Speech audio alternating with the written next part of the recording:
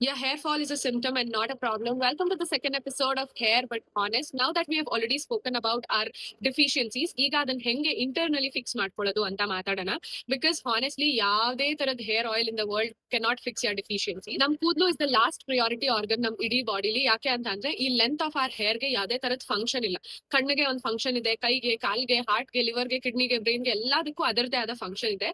But length of our ಹೇರ್ಗೆ looks wise ಬಿಟ್ಟು ಬೇರೆ ಯಾವುದೇ ತರದ ಫಂಕ್ಷನ್ ಇಲ್ಲ. ಸೊ ಅದಕ್ಕೆ ನಮ್ಮ ಬಾಡಿ ಎಷ್ಟು ಇಂಟೆಲಿಜೆಂಟ್ ಅಂತ ಅಂದ್ರೆ ಯಾವಾಗ ನಮ್ಮ ಬಾಡಿಲಿ ನ್ಯೂಟ್ರಿಯನ್ಸ್ ಕಡಿಮೆ ಆಗುತ್ತೆ, ಡಿಫಿಷಿಯನ್ಸಿ ಶುರು ಆಗುತ್ತೆ, ಡಿಪ್ಲೀಷನ್ ಶುರು ಆಗುತ್ತೆ, ಆಗ ನ್ಯೂಟ್ರಿಯನ್ಸ್ ನ ಸ್ಕ್ಯಾಲ್ಪ್ ಹೋಗೋದ್ರಿಂದ ಕಟ್ ಆಫ್ ಮಾಡುತ್ತೆ, ಕಡಿಮೆ ಮಾಡುತ್ತೆ. ಸೊ ಯಾವಾಗ ಇಲ್ಲಿ ಊಟ ಇಲ್ಲ, obviously it starts falling out ಅಥವಾ ಫ್ರಿಸಿನೆಸ್ ಇರ್ಬೋದು, ಥಿನ್ನಿಂಗ್ ಇರ್ಬೋದು, ಈ ತರ ಎಲ್ಲ ಹೇರ್ ಇಶ್ಯೂಸ್ ನ ನಾವು ಫೇಸ್ ಮಾಡೋದು ಶುರು ಮಾಡಿ. ಸೊ ನಾನ್ ಏನೇನ್ ಫಾಲೋ ಮಾಡಿದೆ ದಟ್ ಮೈಟ್ ಹೆಲ್ಪ್ ಯು ಹೇಳ್ತೀನಿ. Nutrition first. ನಾನು 3 ಹೊತ್ತು ನನ್ನ ಮೀಲಲ್ಲಿ ಪ್ರೋಟೀನ್ ಇಂಟೇಕ್ ಮಾಡೋ ತರ ನೋಡ್ಕೊಂಡೆ.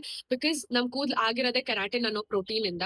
Number 2 healthy fats. ಬಿಕಾಸ್ ನಂಗೆ ಸಿಕ್ಕಾಪಟ್ಟೆ ಫ್ರಿಸಿನೆಸ್ ಇದ್ದಿದ್ರಿಂದ ನಾನು ಫ್ಯಾಟ್ ಇಂಟೇಕ್ ಮಾಡೋದು ಕೂಡ ಇಂಪಾರ್ಟೆಂಟ್ ಆಗುತ್ತೆ.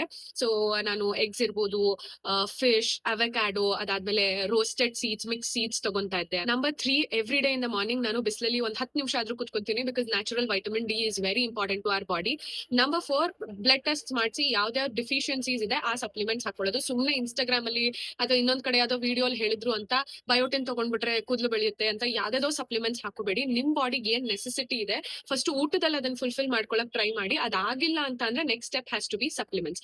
ಸೊ ನಾನು ಒಮೆಗಾ 3 ಸಪ್ಲಿಮೆಂಟ್ ಒಂದೇ ತಗೊಳ್ಳೋದು. ಬಿಕಾಸ್ ನನ್ ಫ್ರಿಸಿನೆಸ್ ಅಂಡ್ ನನ್ಗೆ ಡಿಫಿಷಿಯನ್ಸಿ ಅದೊಂದೇ ಇದ್ದಿದ್ದು, ಬೇರೆ ಎಲ್ಲ ನನ್ಗೆ ಬ್ಲಡ್ ರಿಪೋರ್ಟ್ಸ್ ನಾರ್ಮಲ್ ಇತ್ತು. ಸೊ ನನ್ ಹಂಗಾಗಿ ಯಾವ್ದೇ ತರದ ಎಕ್ಸ್ಟರ್ನಲ್ ಸಪ್ಲಿಮೆಂಟ್ಸ್ ಅಂತ ತಗೊಂತಾ ಇಲ್ಲ. Number 5 gut health. ನಿಮ್ ಗಟ್ ಹೆಲ್ತ್ ಸರಿಗಿಲ್ಲ ಅಂತ ಅಂದ್ರೆ ನೀವು ತಿಂದಿದ್ದೆಲ್ಲ ವೇಸ್ಟ್ ಆಗುತ್ತೆ. ಬಿಕಾಸ್ ಏನು ನಿಮ್ ಬಾಡಿ ಅಬ್ಸಾರ್ಬ್ ಮಾಡ್ಕೊಳಕ್ ಆಗ್ತಾ ಇರಲ್ಲ. ಸೊ ಹಂಗಾಗಿ work on fixing your gut health. Number 6 sleep and stress. ನೀವು ಸರಿ ನಿದ್ದೆ ಮಾಡ್ತಾ ಇಲ್ಲ ಅಥವಾ ಜಾಸ್ತಿ ಸ್ಟ್ರೆಸ್ ಮಾಡ್ಕೊಂತಾ ಇದೀರಾ ಅಂತಂದ್ರೆ ನಿಮ್ ಬಾಡಿಲಿ ಕಾರ್ಟಿಸಾಲ್ ಲೆವೆಲ್ ಜಾಸ್ತಿ ಆಗುತ್ತೆ.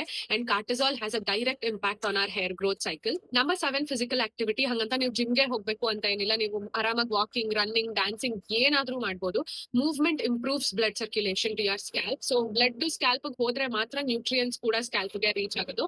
ಸೊ ಹಂಗಾಗಿ ಮೇಕ್ ಶೋರ್ ಯು ಮೂವ್. ನಿಮ್ಗೆ ಇನ್ನೂ ಪರ್ಸನಲೈಸ್ಡ್ ಆಗಿ ಹೆಲ್ಪ್ ಬೇಕು ಅಂತ ಅಂದ್ರೆ ನನ್ನ ಪರ್ಸನಲ್ ಟ್ರಾನ್ಸ್ಫಾರ್ಮೇಶನ್ ಪ್ರೋಗ್ರಾಮ್ ಇಂದ ನಾನು ಹೆಲ್ಪ್ ಮಾಡ್ಬೋದು. ಲಿಂಕ್ ನನ್ನ ಬಯೋಲ್ ಇದೆ, ಕ್ಲಿಕ್ ಮಾಡಿ ಜಾಯ್ನ್ ಮಾಡಿ. Until my next episode, bye.